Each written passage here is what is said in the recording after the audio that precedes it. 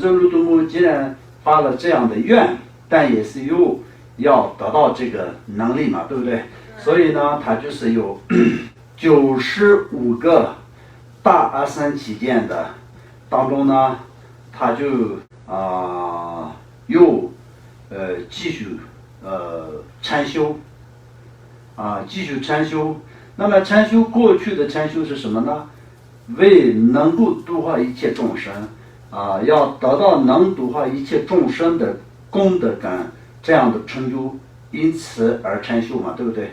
这一次呢，就是要消除一切众生的违缘跟障碍，降服一切的魔鬼跟怎么说呢？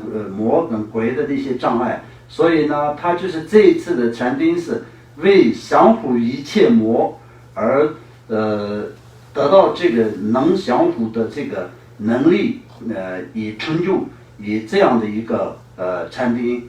所以就是在95个大阿僧祇见当中呢，每一天呢，就是以众生的主要的一切众生，就是六道中的所有的众生。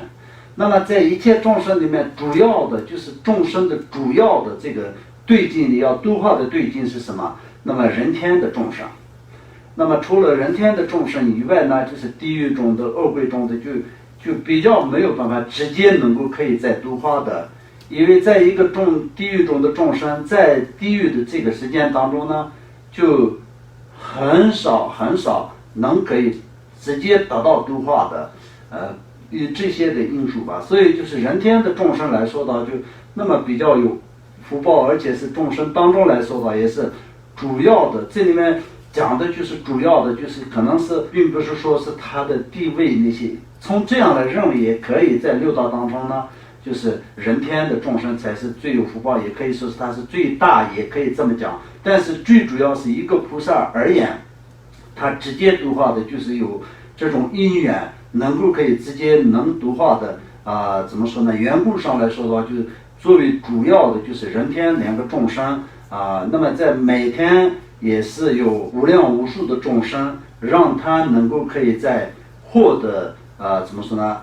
正确的这个禅定的成就，一天就是白天的时间，就像那个当太阳出现到日落之间呢，就是叫做白天嘛。那么从怎么说呢？日落到第二天太阳出现之间呢，就是叫晚上。所以每一个夜晚的时间呢，都是有怎么说呢？降服了各种各样的，就是他化自在田子魔等怎么说呢？那个玉天王等那个他化自在田的主要的就像国王一样的，就是玉天王等一切魔降服了无量无数的魔，每天晚上都是会降服无量无数的魔鬼这些。这也是在时间来说到，就是长达到那个95个大阿僧祇见的时间。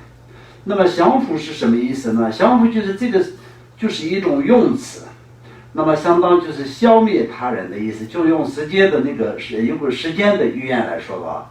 但是佛菩萨降服这些魔鬼跟那些鬼神的时候呢，并不是去我们时间的一个人去杀死一个人或者是消灭敌人的那种方式是不一样的。就像释迦牟尼佛降服了那个怎么说呢？那个大象一样的。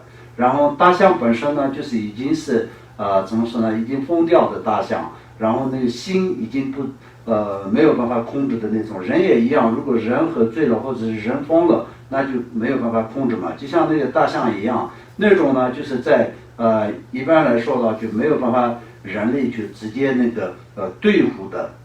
那么释迦牟尼佛降服大象，也并不是说释迦牟尼佛去把杀死了那个大象，就再也没有这个大象的这种怎么说呢伤害不是这样的。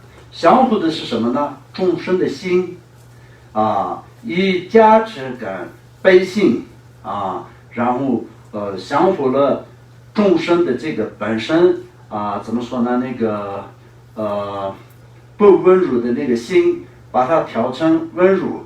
然后呢，大象呢就是在到了佛陀的跟前，然后跪下来，然后就是变成那个怎么说呢？调顺等等这些来说呢，就是改变了众生的心。